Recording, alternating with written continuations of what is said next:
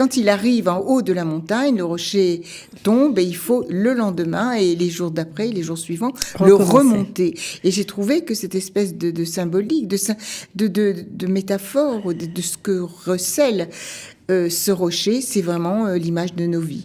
Nos vies, il faut les construire de la naissance à la mort. Il faut les construire avec beaucoup d'activités. Et on ne peut pas s'arrêter, en fait. Et nous avons le plaisir d'accueillir tout de suite Maude Hoffmann, qui est professeure d'anglais, mais aussi écrivain. Nous la recevons pour le livre « Il faut imaginer 6 fils heureux », une correspondance qu'elle a écrite avec Sarah Mostrel, alias Sarah Nahor. Vous avez toutes les deux des pseudos. D'abord, bonjour et bienvenue. Bonjour, très contente d'être là, dans Studio Qualita. Donc, vous avez publié sous le nom de Charlotte Taylor. Oui, un pseudo. Voilà. Un pseudo, oui, parce que peut-être pour me cacher ou par pudeur, je ne sais pas. Mais enfin, j'écris souvent sur le nom de Charlotte Taylor. Voilà, et donc c'est un livre assez original. D'abord, un titre mystérieux pour ceux qui ne connaissent pas le mythe de Sisyphe. Pourquoi vous avez tenu à mettre un titre un peu énigmatique comme ça ? Je n'ai pas pensé, si vous voulez, d'emblée, que c'était un titre énigmatique, parce que quand je l'ai découvert, j'étais très jeune et il m'a animée toute ma vie. Et l'important... Camus ou Oui, Camus. Camus. Oui, Camus m'a beaucoup... parce qu'il a fait un essai sur le mythe de Sisyphe. Voilà. Et puis j'ai fait partie des amis d'Albert Camus à Lourmarin. Et c'est surtout, si vous voulez, la symbolique de ce titre qui doit nous rattacher à notre condition humaine, à notre condition métaphysique assez tragique, qui fait du fait de notre finitude, et qui fait que tous les matins et tous les jours de notre vie, nous devons soulever le rocher. Donc Sisyphe a un rocher à soulever au haut d'une montagne, et ça ne s'arrête pas. Et ça ne s'arrête pas. Tous les jours, on recommence la même chose. Exactement. Et quand il arrive en haut de la montagne, le rocher tombe et il faut le lendemain et les jours d'après, les jours suivants, le remonter. Et j'ai trouvé que cette espèce de symbolique, de métaphore, de ce que recèle ce rocher, c'est vraiment l'image de nos vies. Voilà. C'est-à-dire que nous ne pouvons pas Certains disent aujourd'hui faire du vélo d'appartement. Faire du vélo d'appartement, c'est déjà combattre, faire quelque chose. On est dans le faire, en fait. Lui aussi, il fait quelque chose, il porte son rocher. Oui, mais alors moi, je pensais que le rocher, c'était plutôt multiforme, protéiforme, c'est-à-dire que plusieurs activités dans nos vies. Nos vies, il faut les construire de la naissance à la mort, il faut les construire avec beaucoup d'activités. Et on ne peut pas s'arrêter, en fait. On ne peut pas s'arrêter et on est totalement pris dans cette espèce d'activité, presque activisme, peut-être pour oublier notre condition. Et voilà. Alors, comment est partie l'idée de cette correspondance ? Parce que c'est vrai que c'est un livre, mais quand on le lit, tout simplement, en fait, ce sont des échanges de mails que vous avez, ou d'écrits que vous avez avec Sarah Mostrel, alias Sarah Nahor. On se demande comment tout ça est parti. Alors, j'ai rencontré Sarah Mostrel en 2002 lors d'un café littéraire. C'était un ami qui avait mis sur la radio J, qui avait fait une annonce. Voilà, je voudrais créer un cercle de poésie à Paris. Rendez-vous à 18h au Café Néo, boulevard Saint-Germain, à 18h. Donc, j'arrive, je vois le monsieur qui est toujours mon ami, qui avait organisé c'est ce rendez-vous, et il y avait Sarah qui, elle, avait déjà publié, qui était poète, journaliste, pianiste, etc. Et en 2002, et je fais donc sa connaissance, et cette réunion, ce club dure 2 ans, 3 ans, on se réunissait tous les mois. Et donc après, chacun est parti de son côté, et Sarah et moi, nous sommes restés amis. Et c'était une espèce de private joke entre nous. Et si on écrivait toutes les deux, Puis comme voilà, chacun est pris par ses activités. Et le confinement est arrivé. Ouais, c'est ça qui a tout déclenché. C'est ça qui a tout déclenché dans la mesure où le temps nous appartenait. Alors qu'on court après le temps qui est notre maître quand même.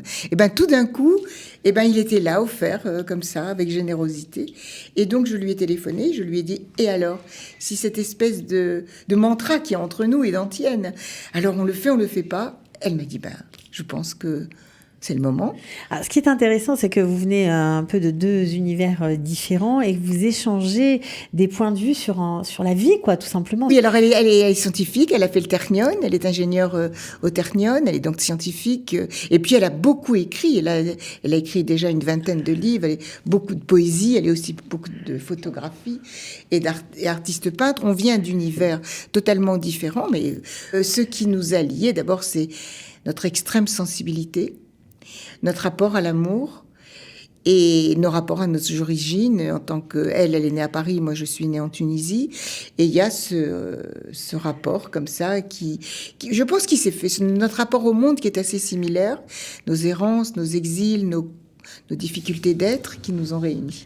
Et c'est ça qui est beau dans le livre, parce que d'abord c'est très facile à lire, faut quand même le préciser, et ça touche, ça percute. Il y a parfois des thèmes, alors bien sûr chacun en fonction de ses prédilections, mais la façon dont c'est rédigé, les mots choisis, vraiment ça va au cœur de sentiments ou de ressentis qu'on peut avoir eu, surtout pendant cette période du confinement.